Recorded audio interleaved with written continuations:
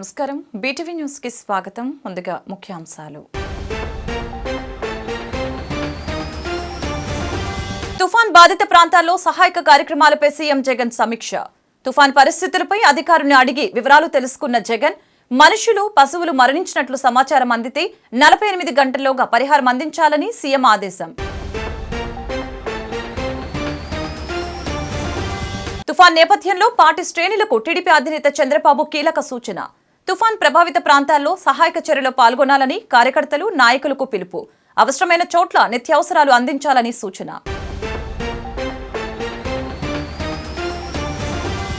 బాపట్ల వద్ద పూర్తిగా తీరాన్ని దాటిన మిచాంగ్ తుఫాన్. బాపట్ల వద్ద 2 మీటర్లు ఎత్తున ఎగిసిపడిన అలలు, గంటకు 100 కిలోమీటర్ల వేగంతో ప్రచండ గాలులతో కురిసిన భారీ వర్షం. పలు ప్రాంతాలు భారీ వర్షాలతో అతలాకుతలం. మైలవరంలో తుఫాన్ దాటికి నీట మునిగిన పంట పొలాలు. చేతికొచ్చిన పంట దెబ్బతినటంతో రైతన్నల ఆవేదన. తమను ఆదుకోవాలని ప్రభుత్వానికి విజ్ఞప్తి. తుఫాన్ బాధిత ప్రాంతాల్లో సహాయక కార్యక్రమాలపై ముఖ్యమంత్రి వైఎస్ జగన్ అధికారులతో సమీక్ష నిర్వహించడం జరిగింది. తుఫాన్ పరిస్థితులపై ఆయన అధికారుల్ని అడిగి వివరాలు తెలుసుకున్నారు. బాపట్లలో తీరం దాటిందని అధికారులు సీఎంకు వివరించారు. మనుషులు, పశువులు మరణించినట్లు సమాచారం అందితే 48 గంటల్లోగా పరిహారం అందించాలని సీఎం ఆదేశించారు. తుఫాన్ బాధిత ప్రాంతాల్లో సహాయక కార్యక్రమాలపై ముఖ్యమంత్రి వైఎస్ జగన్ అధికారులతో సమీక్షించారు. క్యాంపు కార్యాలయంలో రెవెన్యూ, విపత్తు నిర్వహణ శాఖ special CS G Sai Prasad, CCLA secretary Imtiaz, CMO అధికారులతో సీఎం భేటీ అయ్యారు. తుఫాన్ పరిస్థితులపై ఆయన అధికారుల్ని అడిగి వివరాలు తెలుసుకున్నారు. నెల్లూరు, కావలి మధ్య సగం ల్యాండ్ వాల్, సగం సముద్రంలో తుఫాన్ గమనం ఉందని అధికారులు తెలిపారు. చీరాల, బాపట్ల మధ్య పయనించి అక్కడ పూర్తిగా తీరం దాటనుందని ముఖ్యమంత్రికి వివరించారు. తిరుపతి, నెల్లూరు జిల్లాల్లో తుఫాన్ ప్రభావం ఈ ఉదయం నుంచి క్రమంగా తగ్గుముఖం పడుతుందని తెలిపారు. తిరుపతి, నెల్లూరు జిల్లాల్లో సహాయక కార్యక్రమాలు జోరుగా కొనసాగుతున్నాయని తెలిపారు. ప్రకాశం, గుంటూరు, కృష్ణా తదితర జిల్లాల కలెక్టర్లను అప్రమత్తం చేశారు. ఇప్పటి వరకు 211 సహాయక శిబిరాల్లో సుమారు 9,500 మంది ఉన్నారని వెల్లడించారు. వారందరికీ మంచి సదుపాయాలు అందించాలని సీఎం ఆదేశించారు. సౌకర్యాల కల్పనలో ఎలాంటి పొరపాట్లు రాకుండా చర్యలు తీసుకోవాలని అన్నారు. నెల్లూరు, తిరుపతితో సహా తుఫాను వల్ల దెబ్బతిన్న ప్రాంతాల్లో కరెంటు సరఫరా వ్యవస్థను యుద్ధ ప్రాతిపదికన పునరుద్ధరించాలని సీఎం ఆదేశించారు. మనుషులు, పశువులు మరణించినట్లు సమాచారం అందితే 48 గంటల్లోగా పరిహారం అందించాలని సీఎం ఆదేశించారు.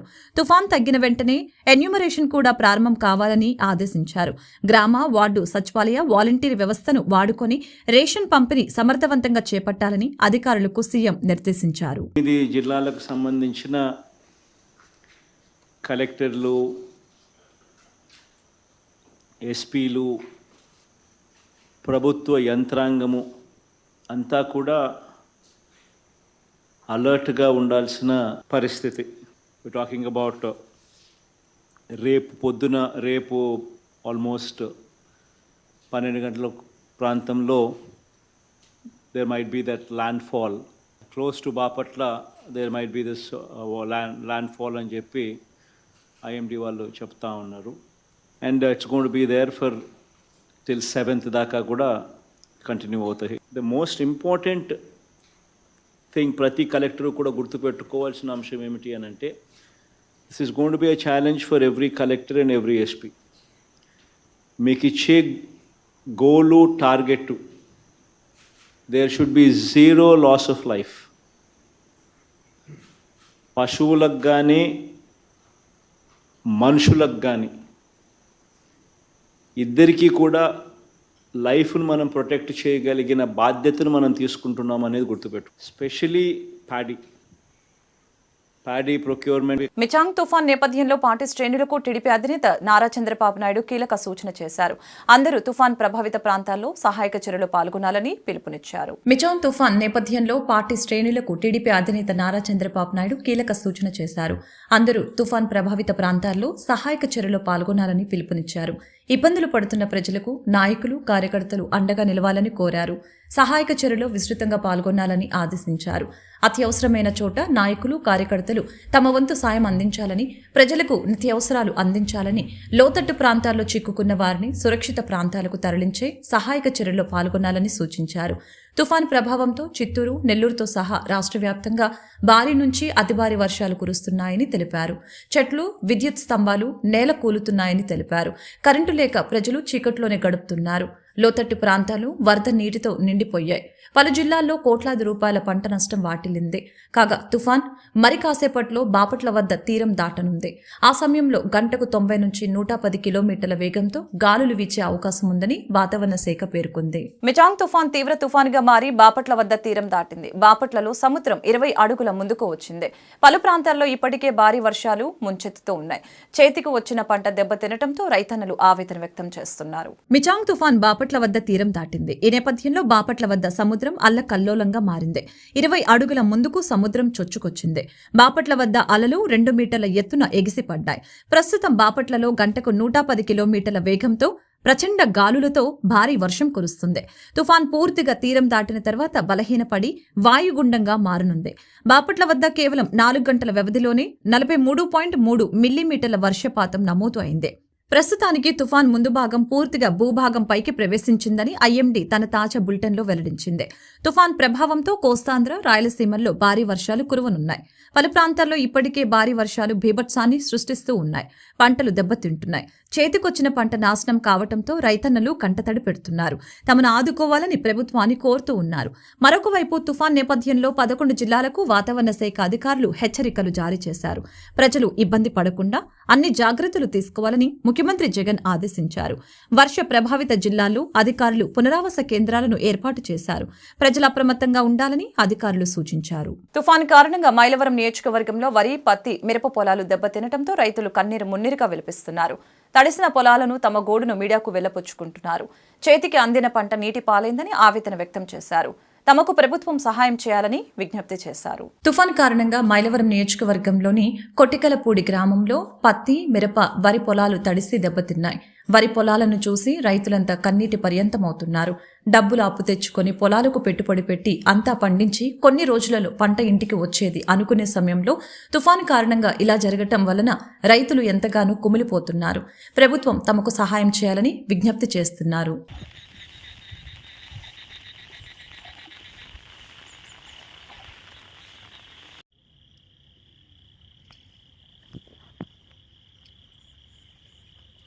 దారిలో వచ్చేసాయి అయ్యి లాస్ట్కి వచ్చేసరికి ఒరగడ్డి ఒడ్డు మొత్తం మొక్క వచ్చేటట్టు మొత్తం మొక్క వచ్చేసిందన్నా నడుస్తూ ఉంది.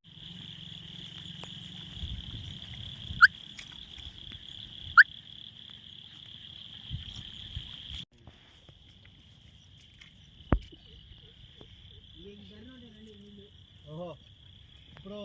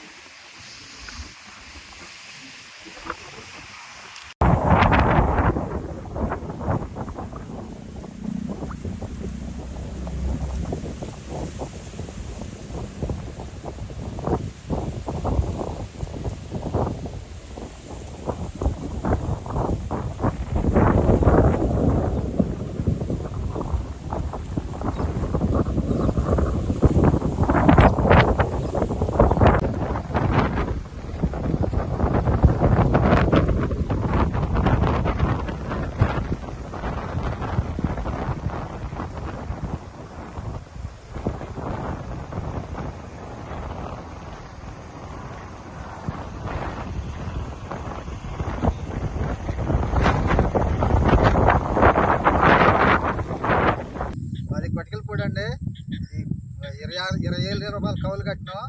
పెట్టుబడి మొత్తం అయిపోయింది. ఈ ఆర్థిక సహాయం మాకు అందియాలి. మాకు అంత ఫస్ట్ నష్టం అయిపోయింది అకాల వర్షం వలన. ఈరోజు కొడిగిలిపూడి గ్రామంలో అకాల వర్షాల వల్ల బాగానే మొత్తం దెబ్బతినిపోయింది. ఎందుకంటే మొత్తం పెట్టుబడి మొత్తం పెడతాం అయిపోయింది. కౌలు 20,000, మళ్ళీ 20,000 మొత్తం 40,000 రూపాయలు దీన్ని మొత్తం పెట్టుబడి మొత్తం పెట్టినాం. లాస్ట్కి వచ్చేళ్ళకి ఇయ్యలు అసలు వర్షాలు లేవు అనుకున్నాం. అయినా కానీ అకాల వర్షాల వల్ల మొత్తం చూడండి ఇది మొత్తం దెబ్బతినిపోయింది. గవర్నమెంట్ ఏదన్నా రైతులకి పొడిగిలిపూడి గ్రామంలో 150 ఎకరం వేశారండి. రైతులకి ఏదన్నా న్యాయం చేయాలని గవర్నమెంట్ని, అట్లాగే మన మీడియా మిత్రులందరూ కూడా నమస్కారం. ఇది ఏదన్నా కానీ గవర్నమెంట్కి తెలియజేసి కొద్దిగా ఆర్థిక సాయం ఇప్పించాలని మేము పొడిగిలిపూడి రైతులందరూ కోరుకుంటూ. మిచాంగ్ తుఫాన్ ప్రభావంతో నీట మునిగిన పంట పొలాలను మంత్రి జోగి రమేష్ పరిశీలించారు.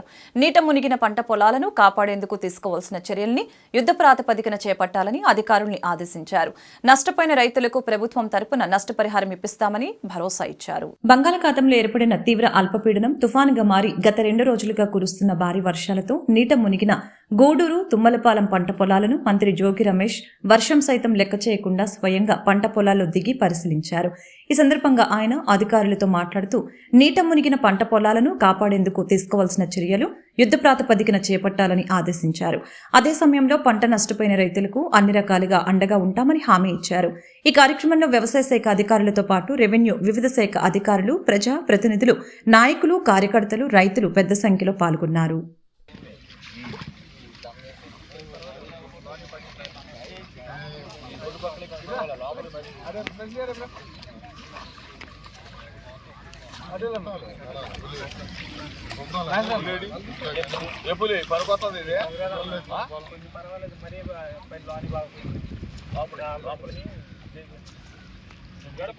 వాటర్ ఎక్కేసింది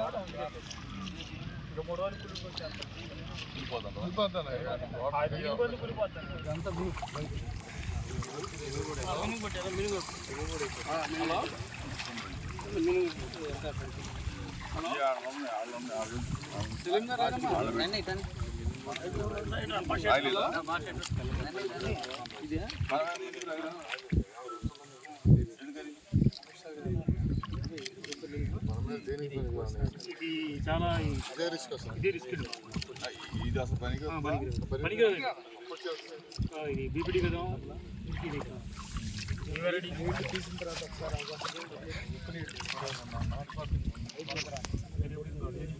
నీళ్ళు అంటే అట్లుంటే మొత్తం ఇదంతా తీసుకుంటున్నారు ఇలా పోయేటప్పుడు నాగన్న ఎక్కడ 2 నిమిషాలు అర్జెంటుగా ఇక్కడే ఉన్నాం, చేలో ఉన్నాం. మినిస్టర్ గారు కూడా వచ్చేసారు, చేలో ఉన్నారు. తొందర మొక్క చెప్పండి.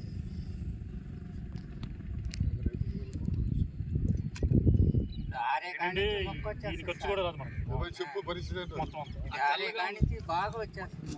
తెల్లగా ఉంది సీడ్, అదంతా మినుము ఇదైపోయింది. తెల్లదంతా మినుము మినుము అన్నది. ఆ వైట్ గింజలు లేవు, వైట్ గింజ అంతా మినుము.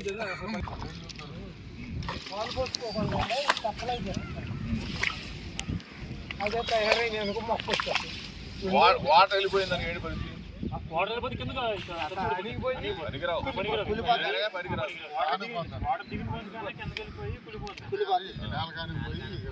అది ముదిరి కింద మొక్క కూర్చేస్తాం. ఎప్పటికి ఇంకో పెరిగిపోతుంది వాటర్ ఇంకా పెరుగుతుంది.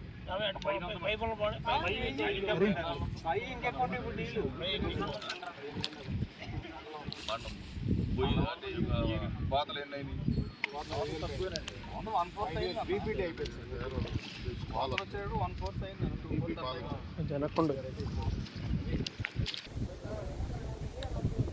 ఈరోజు మనం చూస్తూ ఉన్నాము, చేతికి వచ్చిన పంట మొత్తం కూడా ఏ విధంగా ఈ తుఫాన్ దాటికి నీళ్ళల్లో నానుతున్న పరిస్థితి మనం చూసాం. ఇవన్నీ కూడా రైతాంగానికి ధైర్యాన్ని ఇస్తా ఉన్నాం. గౌరవ ముఖ్యమంత్రి జగన్మోహన్ రెడ్డి గారు గత 4-5 రోజులుగా దీని మీద పూర్తి స్థాయిలో అధికారులని అలర్ట్ చేయటం, జిల్లా యంత్రాంగం మొత్తం కూడా రైతులకు అండగా, తీర ప్రాంతంలో ఉన్న గ్రామాల్లో ఉన్న ప్రజలకి అండగా ఇప్పటికే సహాయ శిబిరాలు ఏర్పాటు చేశాం. దీని ద్వారా రైతాంగానికి ఒకటే విజ్ఞప్తి చేస్తా ఉన్నా, మీకు గౌరవ ముఖ్యమంత్రి జగన్మోహన్ రెడ్డి గారు అన్నిటా కూడా అండగా ఉన్నాం. మన ప్రభుత్వం రైతుల పట్ల పూర్తి స్థాయిలో వారికి జరిగిన పంట నష్టాన్ని అంచనా వేస్తాం, రెమ్యునరేషన్ చేపిస్తాం. మీకు ఎటువంటి ఇబ్బందులు లేకుండా పంట నష్టానికి పరిహారం ఇప్పించే కార్యక్రమానికి గౌరవ ముఖ్యమంత్రి గారు శ్రీకారం చుట్టబోతా ఉన్నారు. అదేవిధంగా గ్రామాల్లో నేను కూడా ఎంపీపీ గారు, జడ్పీటీసీ గారు, మార్కెట్ యార్డ్ చైర్మన్ గారు, పార్టీ అధ్యక్షులు అందరం కూడా కలిసి అన్ని గ్రామాల్లో కూడా తిరుగుతూ ఉన్నాం. రైతులు ఎవరు కూడా ధైర్యపడద్దు, మేమున్నాం. ప్రతి గింజ కూడా. మచిలీపట్నంలో మిచాంగ్ తుఫాన్ ప్రభావిత ప్రాంతాలైన పాతేరు, పోలాటితిప్ప, పల్లె, తుమ్మలపాలెం, కోన, గుండుపాలెం గ్రామాల్లో మాజీ మంత్రి కొల్లు రవీంద్ర పర్యటించి సహాయక చర్యలు చేపట్టారు. ఇంటింటికి వెళ్లి వారి బాగోగులు అడిగి తెలుసుకున్నారు. పాతేరు గ్రామంలో రోడ్డు మీద నుంచి పోకుండా ఎక్కడికి ఎక్కడ డ్రైనేజీ ఇబ్బంది పడుతూ ఉండటంతో అక్కడి నుండి గ్రామ సెక్రటరీకి ఫోన్లో సంప్రదించి తక్షణమే చర్యలు తీసుకోవాలని కోరారు. వారితో పాటు మాజీ జెడ్పీటీసీ సభ్యులు లంకె నారాయణ ప్రసాద్, క్లస్టర్ వక్కపట్ల శ్రీను, సర్పంచు మేకరాజు, లంకె హరికృష్ణ, సలీం, టీడీపీ కార్యకర్తలు పాల్గొన్నారు.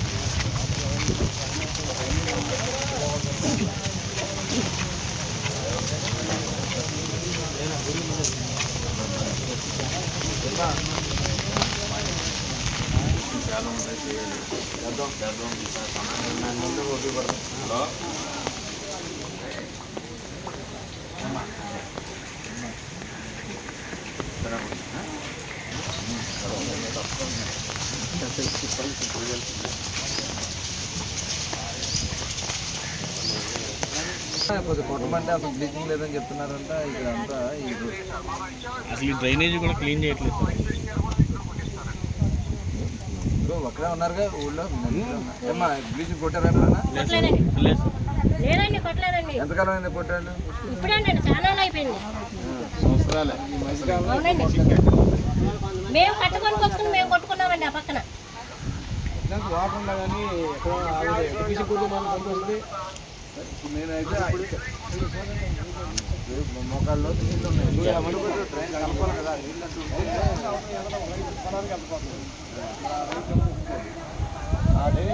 రావాలి. రావాలంటే డౌన్ అయిపోయింది. ఇది డౌన్ అయిపోయింది. మరి కదా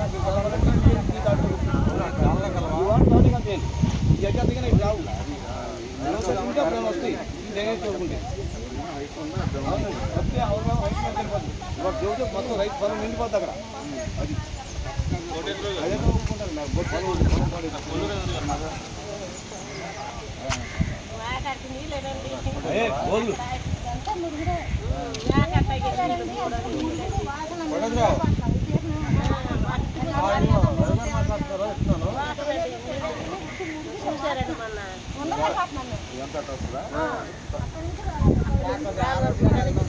తుఫాన్ నేపథ్యంలో పశ్చిమ నియోజకవర్గ ప్రజలు ముందస్తు జాగ్రత్తలు పాటించాలని మాజీ మంత్రి వెల్లంపల్లి శ్రీనివాసరావు ఓ ప్రకటనలో తెలిపారు.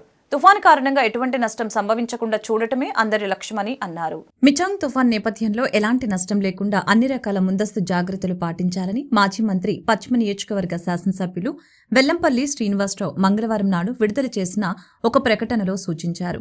ఎక్కువగా ఈ నియోజకవర్గం కొండ ప్రాంతం అవటం వలన ఎక్కడైనా ఏమైనా ఇబ్బందులు ఎదురవుతున్నాయా అని ఉదయం నుండి ఆయా డివిజన్ కార్పొరేటర్లు మరియు డివిజన్ పార్టీ ఇన్ఛార్జీలతో మాట్లాడితే ఎప్పటికప్పుడు సమాచారం అడిగి తెలుసుకున్నట్లు తెలిపారు. ప్రజలు ఎవరూ అత్యవసర సమయంలో తప్ప మిగిలిన సమయంలో బయటకు రావద్దని సూచించారు. ముఖ్యంగా సీజనల్ వ్యాధుల పట్ల ప్రజలు అప్రమత్తంగా ఉండాలని తెలిపారు. వైద్య ఆరోగ్య సిబ్బంది తక్షణమే స్పందించి సర్వే నిర్వహించి వైద్య సేవలు అందించాలని సూచించారు. ఇళ్ల మధ్య బహిరంగ ప్రదేశాల్లో నీళ్లు నిల్వ లేకుండా తగు జాగ్రత్తలు తీసుకోవాలని తెలిపారు. పారిశుద్ధ్య చర్యలు యుద్ధ ప్రాతిపదికన చేపట్టాలని అన్నారు. విద్యుత్ స్తంభాలు, తీగల వద్ద అప్రమత్తంగా ఉండాలని వెల్లడించారు. తుఫాన్ నేపథ్యంలో జోరు వానలో MLA Malladi Vishnu special drive నిర్వహించడం జరిగింది. కండ్రిక, రాజీవ్ నగర్, ఎల్బీఎస్ నగర్ తో సహా పలు ప్రాంతాలలో విస్తృతంగా పర్యటించారు.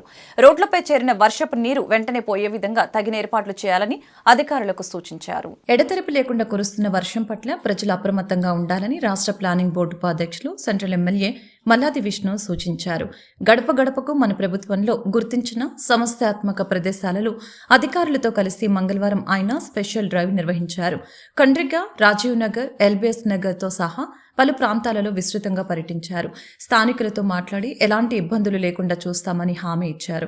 రోడ్లపై చేరిన వర్షపు నీరు వెంటనే పోయే విధంగా తగిన ఏర్పాట్లు చేయాలని అధికారులకు సూచించారు.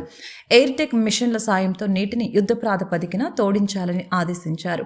అలాగే సైడ్ డ్రైన్లను ఎప్పటికప్పుడు శుభ్రం చేయించాలని, చెత్త, సిల్ట్ కారణంగా ఎక్కడ నీరు నిలిచే పరిస్థితి ఉండకూడదని అన్నారు. వర్షానికి చలితోడు కావడంతో ప్రజలు ఆరోగ్యం పట్ల తగు జాగ్రత్తలు పాటించాలని మల్లాది విష్ణు సూచించారు. ఈ సందర్భంగా స్థానికులు ఆయనకు ప్రత్యేక ధన్యవాదాలు తెలిపారు. ఎమ్మెల్యే వెంట డిఈ ఇంజనీరింగ్ గురునాథం, నాయకులు ఎర్రగొర్ల శ్రీరాములు, ఇస్మాయిల్, అల్లంపూర్ విజయ్, పసుపులేటి యేసు, మోదుగుల రమేష్, రామిరెడ్డి తదితరులు పాల్గొన్నారు.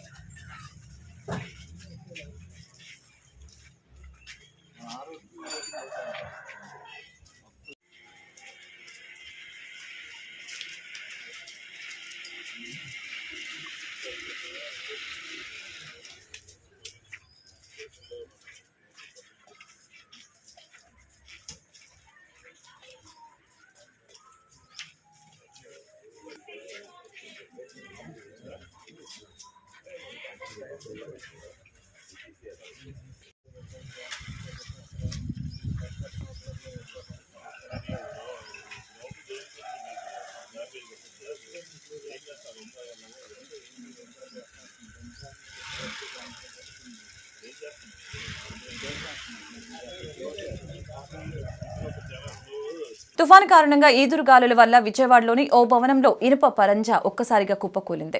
ఈ ఘటనలో 5 ఇళ్లు ధ్వంసమయ్యాయి. తక్షణమే ఇళ్లను పునర్నిర్మాణం చేయాలని సిపిఎం మధు డిమాండ్ చేశారు. తుఫాను కారణంగా విజయవాడలోని భానునగర్లో ఒక బహుళ అంతస్తులోని నిర్మాణంలో ఉన్న ఇనుప పరంజా కూలిన ఘటనలో 5 ఇళ్లు ధ్వంసమయ్యాయి. ఒక ఇల్లు పూర్తిగా ధ్వంసం అవడంతో స్థానికులు భయభ్రాంతులకు గురయ్యారు. అపార నష్టం వచ్చిందని, బిల్డింగ్ యాజమాన్యం, ప్రభుత్వం తమను ఆదుకోవాలని గగ్గోలు పెట్టారు. ఈ నేపథ్యంలో సిపిఎం మధు ధ్వంసమైన ఇళ్లని ఆయన నిశితంగా పరిశీలించారు. ఈ సందర్భంగా ఆయన మీడియాతో మాట్లాడారు. భానునగర్లోని బహుళ అంతస్తుల్లోని ఇనుప పరంజా కూలటం వల్ల 5 ఇళ్లు ధ్వంసం అయ్యాయని ఆయన చెప్పారు. ఎవరికి ఎటువంటి ప్రాణ నష్టం జరగలేదని అన్నారు. ఈ సందర్భంగా ఈ ఇళ్లని పునర్నిర్మించాల్సిన బాధ్యత భవన యాజమాన్యం, ప్రభుత్వం పైన ఉందని ఆయన చెప్పారు. ధ్వంసమైన సామాన్లకు కూడా నష్టపరిహారం కింద పరిహారం ఇవ్వాలని డిమాండ్ చేశారు. మళ్లీ ఇటువంటివి పునరావృతం కాకుండా ప్రభుత్వం తగిన చర్యలు చేపట్టాలని సూచించారు. ఉన్న భానునగర్లో బహుళ అంతస్తుల భవన నిర్మాణంతో ఉన్నటువంటి ఇనప పరంజా కూలిపోవడంతో చుట్టుపక్కల ఉన్నటువంటి పలు ఇళ్లు దెబ్బతిన్నాయి. నిజంగా చెప్పాలంటే ఆ పరంజా సరైనటువంటి జాగ్రత్తలు తీసుకుంటూ ప్రమాదం జరుగుతుంది.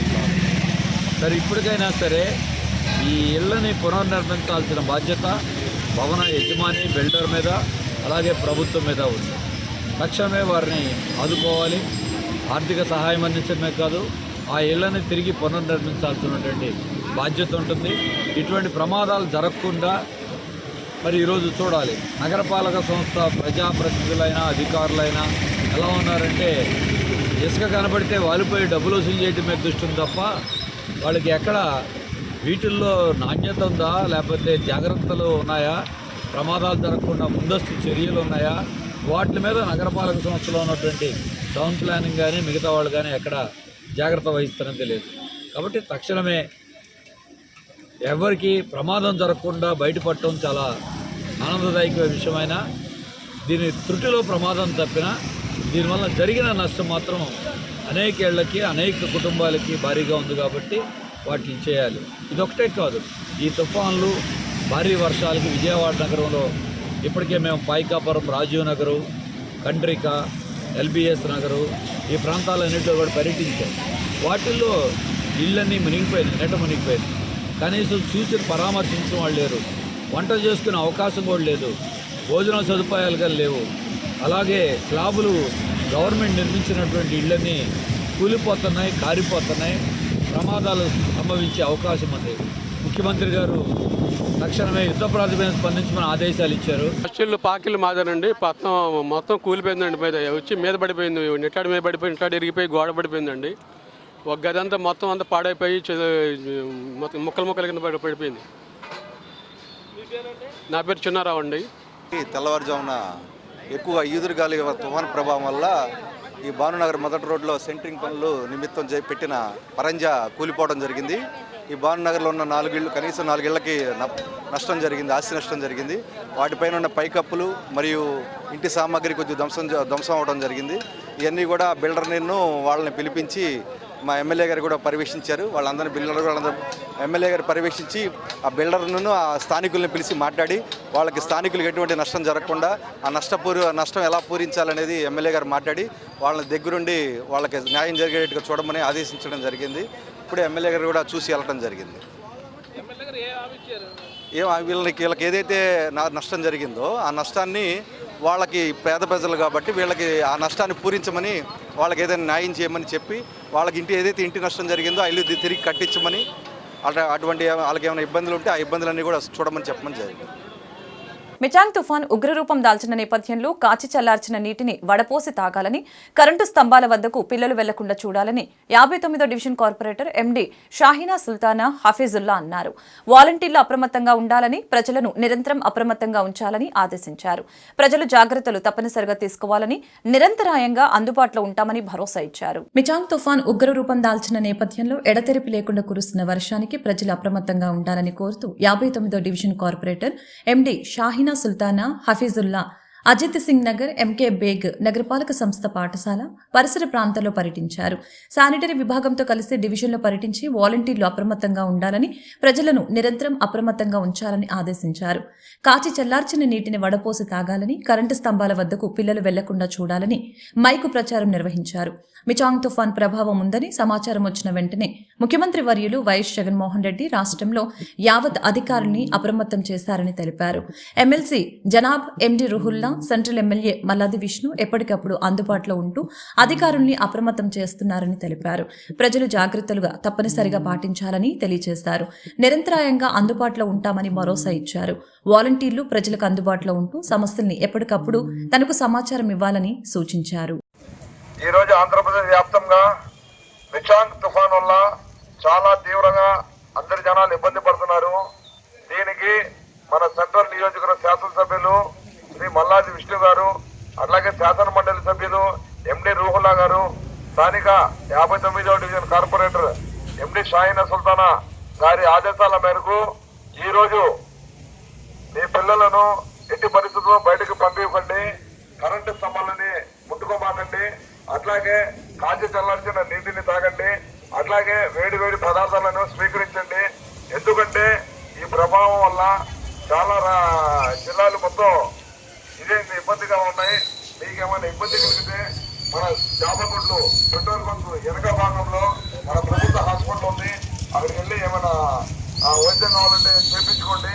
అలాగే మీకు ఏమైనా ఇబ్బందిగా ఉంటే మన స్థానిక కార్పొరేటర్ గారి కార్యాలయం కానీ లేకపోతే శానిటరీ విభాగం వందనం బాబు గారి దగ్గర తెలియపడితే మీకు వెంటనే తదుపరి చర్యలకు మేము సిద్ధంగా ఉన్నామని ఈ సభా ద్వారా మీకు తెలియజేయడం జరుగుతుంది. ఇట్లో corporator MD Shaheena Sultana 59 division. 2024లో హజ్కి వెళ్లనున్న యాత్రికులు డిసెంబర్ 4 నుండి 20వ తేదీ వరకు ఆన్లైన్లో రిజిస్ట్రేషన్ చేసుకోవాలని హజ్ కమిటీ చైర్మన్ గౌసల్ ఆజం సూచించారు. అన్ని జిల్లాల్లో ఉన్న హజ్ సొసైటీలో వాలంటీర్లు రిజిస్ట్రేషన్ చేస్తారని, మే 9 నుండి జూన్ 20వ తేదీ వరకు హజ్ యాత్ర విడతల వారీగా జరుగుతుందని తెలిపారు. 2023 కంటే మరింత బాగా హజ్ యాత్ర జరగాలని సీఎం జగన్ సూచించారని, యాత్రికులకు ఎలాంటి ఇబ్బందులు కలగకుండా చూడాలని ఆదేశించారని చెప్పారు. కేంద్ర మైనార్టీ వ్యవహారాల మంత్రిత్వ శాఖ కేంద్ర హజ్ కమిటీ హజ్ 2024 గైడ్ లైన్స్ ను విడుదల చేసింది. ఈ సందర్భంగా విజయవాడలో ఏర్పాటు చేసిన మీడియా సమావేశంలో హజ్ కమిటీ చైర్మన్ గౌసల్ ఆజం మాట్లాడారు. 2024లో హజ్కి వెళ్లనున్న యాత్రికులు డిసెంబర్ 4 నుండి 20వ తేదీ వరకు ఆన్లైన్లో రిజిస్ట్రేషన్ చేసుకోవాలని తెలిపారు. అన్ని జిల్లాల్లో ఉన్న హజ్ సొసైటీల్లో వాలంటీర్లు రిజిస్ట్రేషన్ చేస్తారని చెప్పారు. అప్పుడే పుట్టిన పిల్లల నుంచి 70 సంవత్సరాల వయసు వారు హజ్కు అర్హులని అన్నారు. 2 ఏళ్ల వయసు పూర్తి కాని వారికి విమాన ఛార్జీల్లో 10% రాయితీ ఉంటుందని తెలిపారు. 40 ఏళ్లు దాటిన ఒంటరి మహిళలు కూడా హజ్కి వెళ్లవచ్చని, గతంలో ఉన్న 25 ఎంబార్కేషన్ పాయింట్లు ఉండేవి, ఇప్పుడు 20 మాత్రమే ఉన్నాయని తెలిపారు. ఆ 20 ఎంబారికేషన్ పాయింట్లలో విజయవాడ ఉందని తెలిపారు. విజయవాడలో గత ఏడాది నుంచి ఎంబారికేషన్ పాయింట్ ఏర్పాటు చేయిస్తున్న సీఎం జగన్ కు కృతజ్ఞతలు తెలిపారు. విజయవాడ నుంచి వెళ్తున్న హజ్ యాత్రికులకు విమాన ఛార్జీల భారాన్ని తగ్గించేందుకు సీఎం జగన్ గత ఏడాది 14.51 కోట్లు విడుదల చేశారని, దేశంలో ఎక్కడా లేని విధంగా ఏపీ యాత్రికుల కోసం ఏర్పాట్లు జరిగినట్లు మక్కాలో మాట్లాడుకున్నారని అన్నారు. హజీలు మదర్ పాయింట్తో పాటు మరో ఎంబారికేషన్ పాయింట్ను కూడా ఎన్నుకోవచ్చని, మే 9 నుంచి జూన్ 20 వరకు హజ్ యాత్ర విడతల వారీగా జరుగుతుందని తెలిపారు. యాత్రికులు ఏప్రిల్ 24 కల్లా పాస్పోర్టులు సబ్మిట్ చేయాలని సూచించారు. నా పేరు బిఎస్ గౌసల్ ఆజం, ఆంధ్రప్రదేశ్ రాష్ట్ర హజ్ కమిటీ చైర్మన్.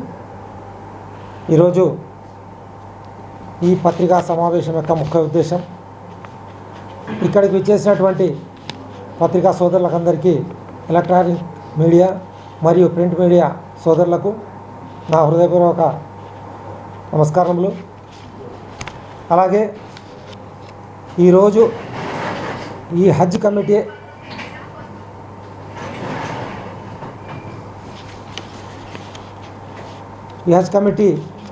కార్యాలయంలో ఈ సమావేశం యొక్క ముఖ్య ఉద్దేశం ఏమిటంటే, హజ్ 2024కు సంబంధించినటువంటి గైడ్లైన్స్లను కేంద్ర మైనార్టీ వ్యవహారాల మంత్రిత్వ శాఖ మరియు కేంద్ర హజ్ కమిటీ వారు నిన్నటి దినం హజ్ 24కు సంబంధించినటువంటి షెడ్యూళ్లను విడుదల చేయడం జరిగింది. దానికి సంబంధించినటువంటి విధి విధానాల గురించి, హజ్ 24 జరగబోయేటువంటి వివరాల గురించి వెల్లడించడం కోసము, మరీ ముఖ్యంగా ఈ హజ్ 2024లో ఎవరైతే హజ్ యాత్రికులు మన రాష్ట్రం నుంచి బయలుదేరతారో వాళ్ళందరూ అప్లికేషన్ చేసుకోవడానికి ఈ నెల 4వ తేదీ నుంచి డిసెంబర్ 4 నుంచి డిసెంబర్ 20 వరకు వాళ్ళు తేదీని వెలువడించడం జరిగింది. దానికి సంబంధించి ఇవాళ నేను మాట్లాడుతున్నాను. హజ్కు సంబంధించి మన రాష్ట్రం నుంచి వెళ్ళదలిచిన వారు డిసెంబర్ 4 నుంచి డిసెంబర్ 20 వరకు వాళ్ళు ఆన్లైన్ ద్వారా దరఖాస్తులను చేసుకోవచ్చు. వార్తలు ముగించే ముందు ముఖ్యాంశాలు మరొకసారి. తుఫాన్ బాధిత ప్రాంతాల్లో సహాయక కార్యక్రమాలపై సీఎం జగన్ సమీక్ష. తుఫాన్ పరిస్థితులపై అధికారులను అడిగి వివరాలు తెలుసుకున్న జగన్, మనుషులు, పశువులు మరణించినట్లు సమాచారం అందితే 48 గంటల్లోగా పరిహారం అందించాలని సీఎం ఆదేశం. తుఫాన్ నేపథ్యంలో పార్టీ శ్రేణులకు టీడీపీ అధినేత చంద్రబాబు కీలక సూచన. తుఫాన్ ప్రభావిత ప్రాంతాల్లో సహాయక చర్యలో పాల్గొనాలని కార్యకర్తలు, నాయకులకు పిలుపు. అవసరమైన చోట్ల నిత్యావసరాలు అందించాలని సూచన. బాపట్ల వద్ద పూర్తిగా తీరాన్ని దాటిన మిచాంగ్ తుఫాన్. బాపట్ల వద్ద 2 మీటర్లు ఎత్తున ఎగిసిపడిన అలలు, గంటకు 100 కిలోమీటర్ల వేగంతో ప్రచండ గాలులతో కురిసిన భారీ వర్షం.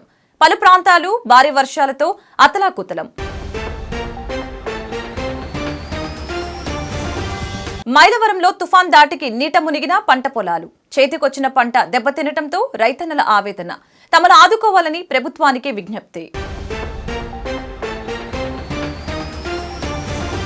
ఈ వార్తలు ఇంతటితో సమాప్తం. మరొక బులెటిన్లో మళ్ళీ కలుద్దాం. నమస్కారం.